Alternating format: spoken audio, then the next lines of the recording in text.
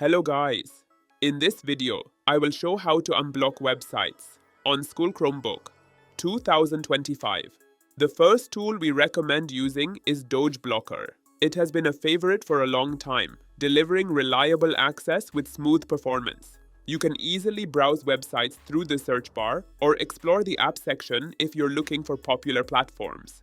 For those who just want to relax and have fun, the game section is a great option to check out during free time. If this one doesn't meet your needs, there's another option called Bolt Unblocker. It's a newer project, but it really stands out with its clean design and easy-to-use features. It even includes its own browser mode for quick navigation. Plus, you'll find plenty of games in the Game Hub and all the customization options you might need in the settings menu. If this video helped you, don't forget to like, subscribe, and click the bell icon for more helpful tech tips. Thanks for watching.